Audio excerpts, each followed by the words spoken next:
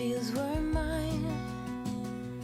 We played hide and seek for hours, raised our shadows among the pines. So offshore, playful and free, without a care in the world. I was one rich little girl, daydreamer, kidnap me, take me back, all the way back to them days, running around in a gown and a crown. Hey everyone, so I am excited for today's video. Today I'm going to be talking to you guys about gardening and kind of what it means to me. So if you've been here for a long time, I have shared, my gardens with you and just little things here and there. But today I'm going to kind of just share a little story with you guys that kind of resonates with me every year around this time, whenever it is time to start the garden. So before I share the story with you guys, I've got my basket of seeds here. I have been wanting to get to starting seeds. I probably should have started these a month ago, honestly, but it's been on my real to-do list for the past 2 weeks, but mom life happens a lot and I just have not had the time to really sit down and dedicate to doing these. And then as it is today, I wanted to get out here first thing this morning. It's 12:30 in the afternoon. And I had planned on this beautiful scene sitting on my picnic table and talking to you guys as I actually started the seeds. But it is, like I said, 12:30 in the afternoon and the sun is blazing in that area. So I thought for better video, I should sit in the shade. So mom life happens, and I don't always have the time to sit down and do the things the way that I want to do them. But it is better to just get it done, okay? Instead of waiting for because perfect opportunity just isn't gonna happen. So I get asked a lot, how do you do, whatever it is? And honestly, I keep saying it, it's just in these pockets of time. So, this morning I ended up spending time with the kids. We baked some bread. We actually had a visitor come by. So this is now the time that I can get out here. So it'll be fine. So I'm gonna be I'm hoping I'm starting a ton of seeds. That's always the plan, and like I said, life happens. So primarily I'm going to focus on starting the tomato seeds first. A lot of things we can direct sow here just because we do live in a warm climate. I am in zone 9A. We are in North Florida. So a lot of this stuff I can sprinkle the seeds out and they will grow. But I do like to start them just because you can kind of control them a little bit better when they're started in a cup or something. So I was going to share some of that process with y'all too. So I'm actually feeling really inspired to share more garden content with you guys. I don't know exactly what this is going to look like. I kind of just fly by the seat of my pants in case y'all didn't know that by now. My friend Shasta from Abiding Farmhouse, she actually texted me last week asking me some gardening questions, and I was answering, and she mentioned to me, you should really do more gardening content. I was like, I would really love to do that. I share it in vlogs here and there, which is perfectly fine. But I was thinking it would be another creative outlet for me and to kind of share the information that I have learned along the ways too. So I think that's what I'm going to do. I'm going to share a little bit more garden focused videos. So again, I don't know what that's going to look like, but that's kind of my thought. And thank you, Shasta, for the idea and the encouragement. That really blessed me because I'm passionate about gardening. I love it. And I just think that everybody in one shape or form should have a garden. Even if you live in an apartment, you can grow herbs in pots and good soil, and then you can have an herb garden. And I just think that there's something healing to growing food. I mean, even a flower garden, if you're not into growing vegetables, there's something healing in growing flowers.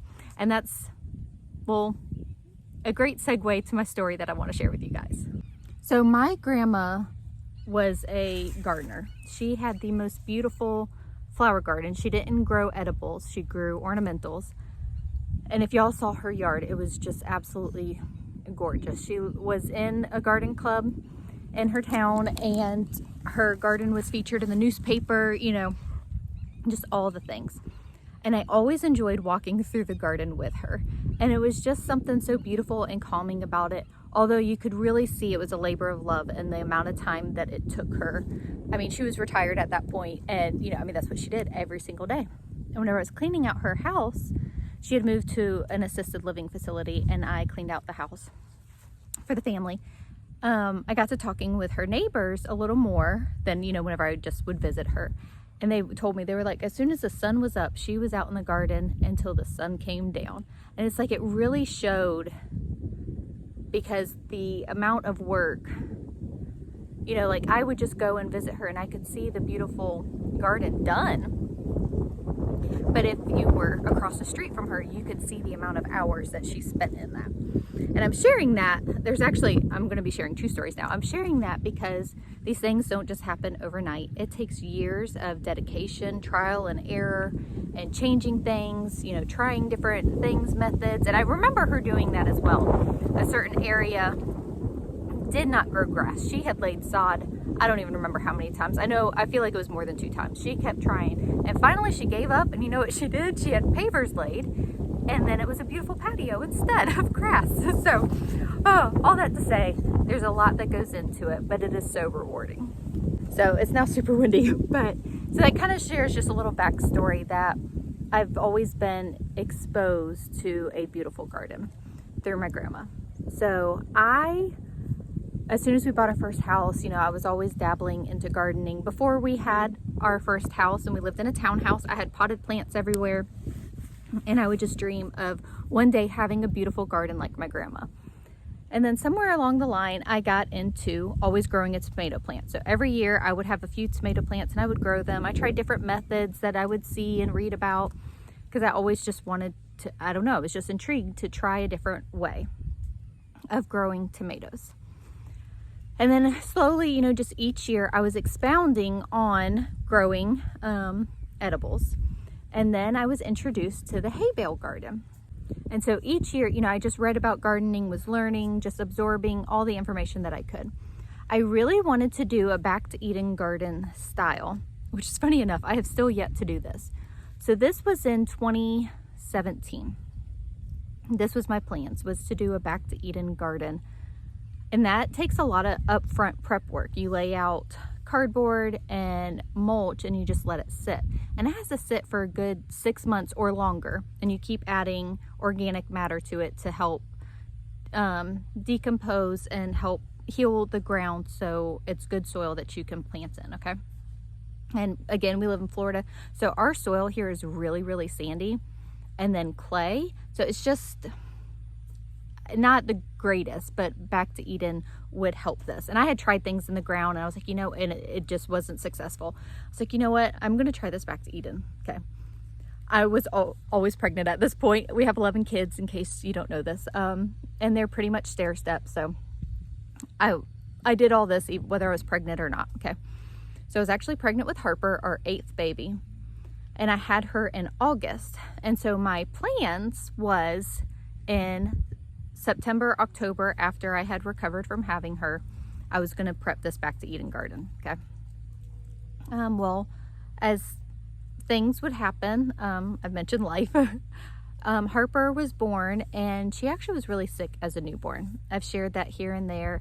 Long story short there, she was having infantile seizures and it was, very traumatic and a hard time and to navigate exactly what was happening because she wasn't presenting textbook and normal, and it took a long time to have her officially diagnosed with having seizures and what was the matter.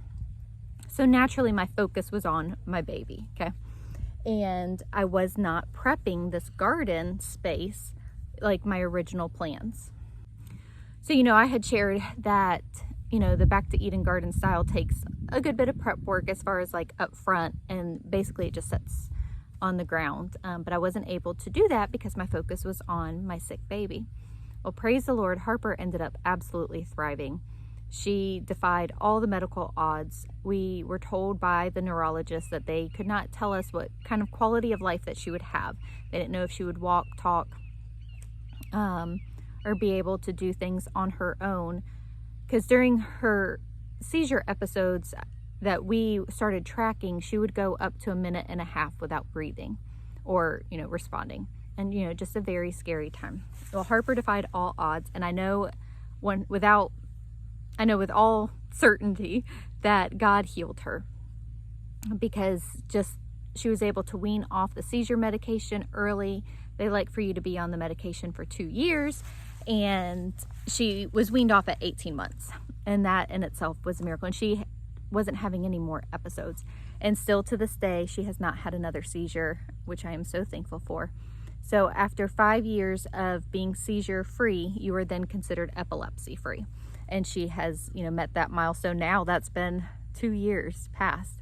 I was just waiting for that day. I didn't want to wish away her baby stage at all, but every milestone with Harper just felt like a miracle. So I share all that because in my heart, I wanted to start this garden and I wasn't able to. And that's okay. Seasons like that happen. Well, fast forward. So she was born in August. The prep work really should have started in like September, October. Come, springtime, I was introduced to the hay bale garden. So again, if you've been here for a long time, I have shared about the hay bale garden. I wouldn't say it's the most economical or sustainable way of gardening, but it's an easy way to start a garden when you are short on time and resources. All that you really have to do is get the hay bales and you can have a garden. So I will link a video that I have done about the hay bale gardening below. So we get these hay bales. I got my, plant starts. And the hay bales, if you're familiar with this, they are packed tight, okay? And so I'd done all this reading on hay bale gardening and how to do it. And, now it's coming to actually doing the process. And this hay bale was not coming apart. And I had this tool that actually was a gardening tool that I kept from my grandma's house. I am just hacking away at this hay bale, trying to get it open enough to make a hole to plant this plant. And something in me, I can't even I can't really put it into words. I won't say it was out of body experience. It wasn't that. It actually was raining as well, like drizzly rain. I was just hacking away at this hay bale and I felt so free. Just something in me broke going through the trauma of Harper. And even though she was thriving, I think just as a mom, it's, natural to hold on to this fear and hurts. And I'm trying to think of how old she would have been. So August, September, October, November, December, January, February, March, 7 months old. So, I could see that she was thriving, but still, there were still those fears of, what her quality of life would be like. But something in me just absolutely, so she was still on the seizure medication at that point. She wasn't weaned off till she was 18 months. Anyways, I'm getting I'm trying to process myself this timeline. Anyways, just hacking away at this hay bale, something in me broke. And it was so freeing and so therapeutic. So I did these hay bales. I don't remember how many we had. I might have had 8 hay bales. And I planted the plants and I came inside. So I actually was outside by myself. Imagine that. I come inside the house and I am just drenched in sweat and rain and I am covered in dirt. And I was just so happy. And I walked inside with this huge smile on my face. And Nathan, my husband, just looks at me and he's like, "You okay there?" I was like, "I have never been better." He was like, okay. It just, something was so freeing. And so I share all that because the garden for me is more than just growing vegetables. Now, that's the harvest, that's the outcome. It's beautiful. I want a huge harvest. I want to eat the fruits of my labor. And each year, I learn more and we add more and all of that. But just something about it is just so therapeutic. And I feel like that's how God intended it, was for us to have our hands in the soil and cultivate those plants and harvest those fruits and see the work and the effort that goes into it. And since then, I've had a garden in one shape or form. I have made a garden happen. Even last year with our living conditions that were, not ideal, I had the hay bale garden to fall back on. So I just kind of wanted to share my heart in what gardening is. To me, it is therapy. It is beautiful. It is hard. It doesn't always go according to plan. Sometimes you plant so many seeds and none sprout, and that can be so discouraging. But when the seed grows and the plant sprouts and you get the fruit, it makes it all worth it. So there is a saying. I don't know where I got it from. I'm pretty sure I didn't make it up. I've read it along the line somewhere, and it's, to grow a garden is to grow a gardener. So by being out in a garden, you are going to grow every year as a gardener. There's so much to learn each year from different conditions and climates, and some years, you know, it rains a ton, and yes, you know, stuff happens and you don't get the harvest, and it is very, very unfortunate and very frustrating too. But we can learn from every single thing every year that happens in the garden.